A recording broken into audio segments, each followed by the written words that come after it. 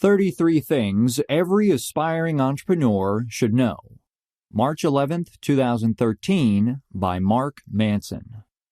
A few months ago, I crossed the threshold of 5 years of self-employment with little fanfare or notice. At the time, I was too busy redesigning the site, correcting major payment processor issues that likely resulted in the loss of 5 figures worth of revenue, and my girlfriend kept dragging me to a variety of Brazilian beaches. It was a weird month. If you had asked me in 2007 when I started what I envisioned my business to look like 5 years from then, I simply would have said that I didn't. I didn't envision anything. I started my first iteration of my business like most feisty online entrepreneurs and wanted to make what seemed at the time like easy money. Ahem. Obviously, things didn't work out that way. Well, except for the hot girl and Brazilian beaches part. I guess that part did work out. But I sure imagined I would be working less, and enjoying it less as well. Here are 33 things I wish I had known when I started my first business. Number 1. Sell everything, save money. This one would seem obvious, but it's easy to get ahead of oneself. My first business actually got off to a strong start. So I chose to reward myself with a gratuitous trip to Buenos Aires with some friends and proceeded to blow most of the money I had saved up from my first 6 months. Less than a year later, I would be broke and begging my ex-girlfriend to let me live with her so I didn't end up on the street. Don't make the same mistake I did. Number 2. Monetize your free time. A big complaint of a lot of people who want to start businesses is that they don't have enough free time. Between work, hobbies, and social obligations, they have maybe an hour or two a day to sit down and hammer out that new business idea they've been sitting on. No, wrong. If it feels like you're giving up your free time to work on a second job, then you're screwed before you even start. Take what you love to do anyway. Basketball stat analysis, home gardening, furniture carving, whatever, and simply monetize that. That's your most obvious starting point. That way, you're not giving up any free time, you're expanding it. Number 3. Surround yourself with other entrepreneurs. A great point Dan Andrews made on a podcast with me was to surround yourself with the type of people you want to become. If all of your friends are bored desk jockeys, then there will be an unconscious social pressure for you to continue on as a bored desk jockey. They will not understand your aspirations, or even worse, they may resent them. Find other people who are in a similar position as you and push and motivate one another. Number 4. Quit your day job as soon as is reasonable. I wrote about this extensively in the article How to Quit Your Day Job and Travel the World. Burn the boats behind you. Give yourself no option of retreat. Number 5. Be shameless. Aspiring to do something no one else has ever done takes a certain degree of delusional self-belief. You must be willing to make an ass out of yourself here and there. Cold calling dozens of prospective clients and telling them that you can do a better job for them than anyone else. Pitching your new product to people who didn't even know it existed. Promising delivery on content or services which you only sort of know how to deliver on, but are willing to figure it out as you go along. You have to be shameless about this stuff. Number 6. Fuck your business idea. Mark Cuban once said that for every great business idea you have, you should assume that 100 other people have had the same idea and are already working on it. Business ideas don't matter. What matters is execution. A lot of people are proud of themselves for coming up with a cool idea, but the most successful businesses in history were rarely new ideas. Google wasn't a new idea. Facebook wasn't a new idea. Microsoft wasn't a new idea. All of these companies merely executed better than anyone else. Number 7. Less reading, more doing. Try to only read when you need a specific solution to a problem you run into in the work you're doing. For instance, don't just sit around and read about marketing because you think maybe you should know about marketing. Ugh, how fucking boring. This, in a nutshell, is why college kind of sucks, by the way. Read about marketing when your new project needs a new marketing strategy. Suddenly, that same reading becomes a lot more interesting. Many people use reading up on what they want to do as a way to avoid actually doing what they want to do. Reading is useless without execution. Number 8. Test, test, test. You don't know anything until you've tested it. I don't care if Frank Kern said it, or Dan Kennedy said it, or your stepmom said it. You don't know until you test it.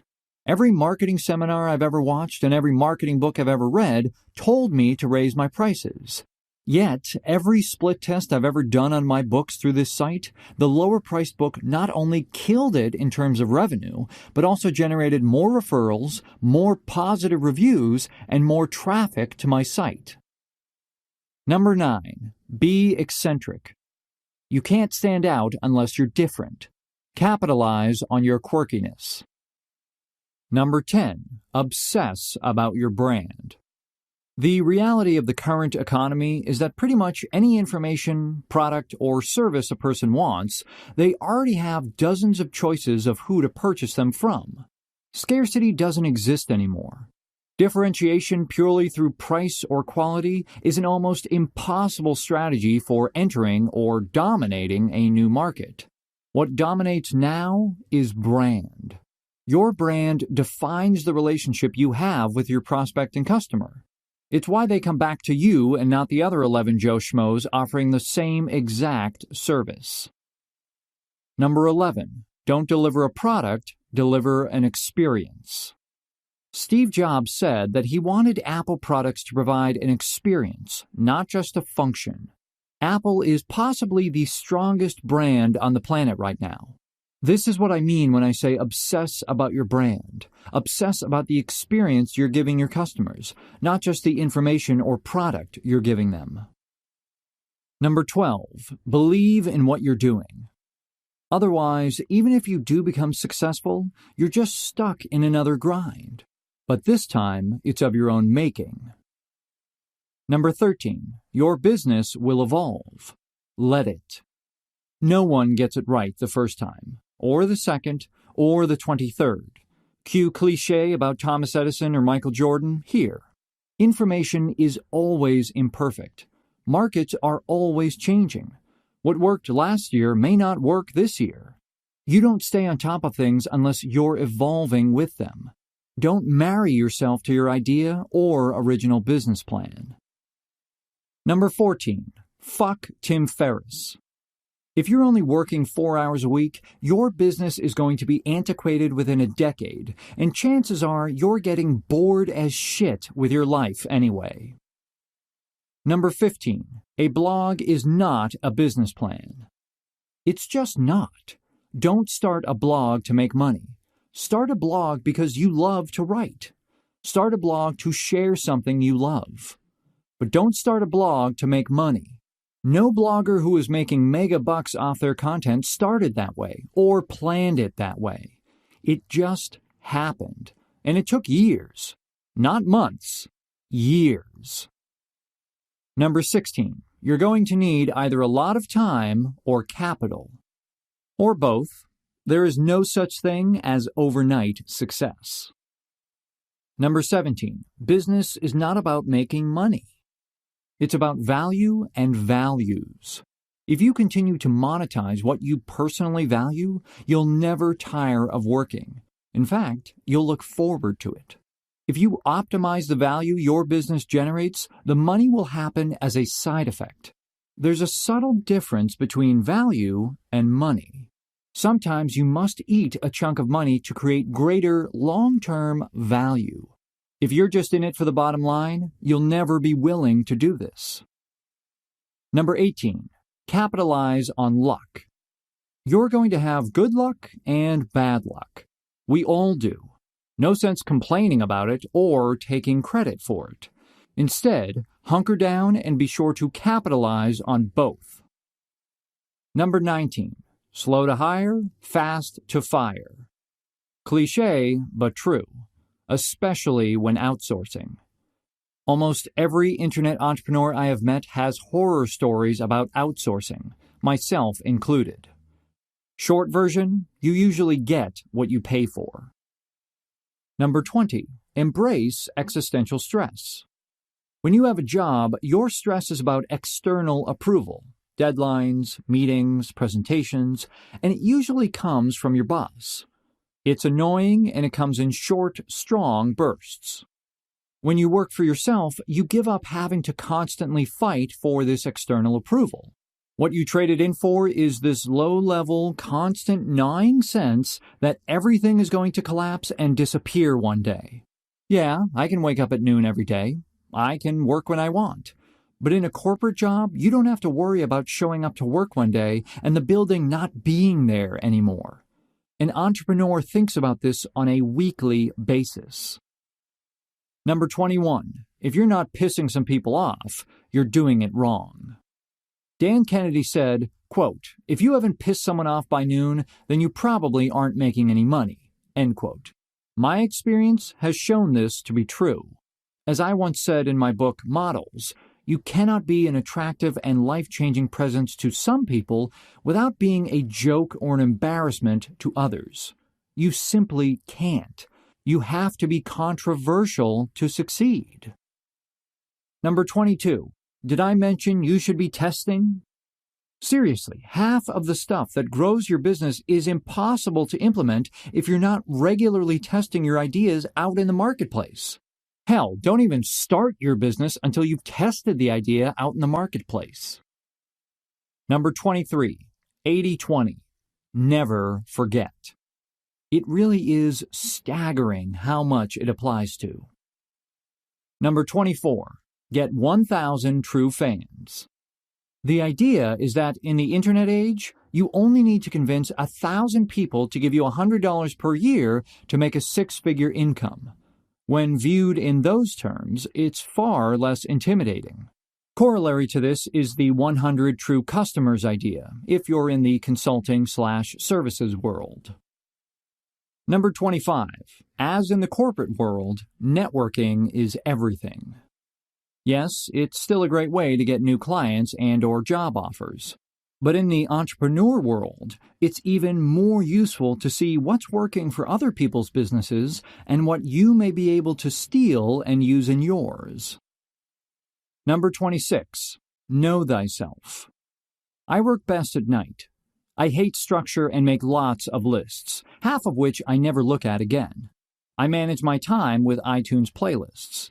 A lot of the things that work well for me fly against all of the time management advice you'll ever read out there.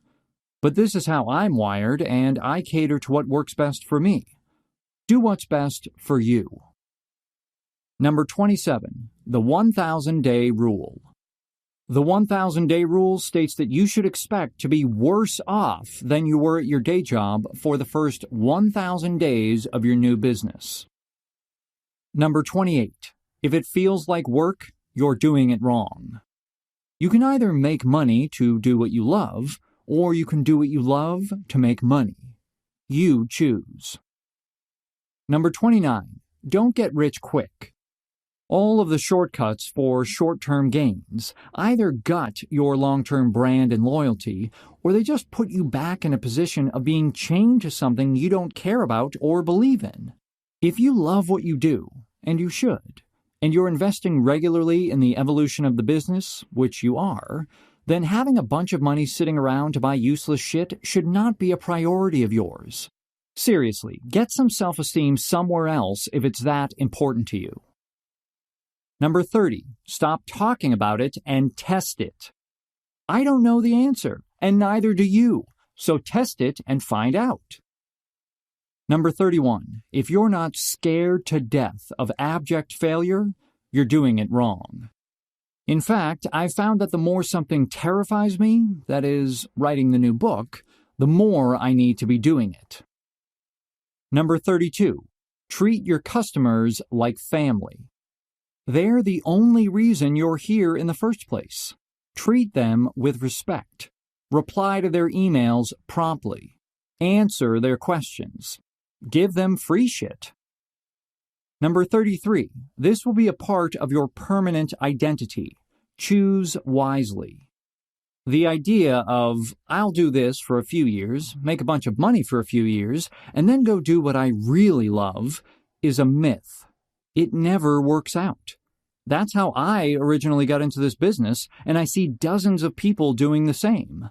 Yet, it never happens. Eventually, I had to suck it up and admit that what I had created was a career in internet marketing, whether I intended to or not. And since I was stuck with this as a career, I might as well turn my assets into something I was passionate about and loved doing. When I created one of the first versions of this website, I gave up my other business ventures and effectively cut my monthly income in half. But I figured if this is what I'm passionate about, and I love doing it, it will be more than worth it in the long run. And it already has been. Have you ever wondered what the key to building or breaking any habit is? Now, if you're like me, if you're like anybody, you have tons of bad habits, tons of things that you'd like to change in yourself or new habits that you'd like to adopt. Maybe you'd like to get up earlier. Maybe you'd like to quit smoking finally. Well, I've put together a 20-page PDF that dives into all of the latest research and information regarding habit building or habit breaking. It's free on my website, so if you enjoyed what you just listened to, it's a cool opportunity to dive a bit deeper and learn more. It's at markmanson.net/habits. You just enter your email. It's completely free. There's no bullshit, no like secret promotion involved or anything like that. It's just a way for me to keep connected with people who are enjoying my content. So markmanson.net/habits. Go check it out. And I hope to hear from you soon.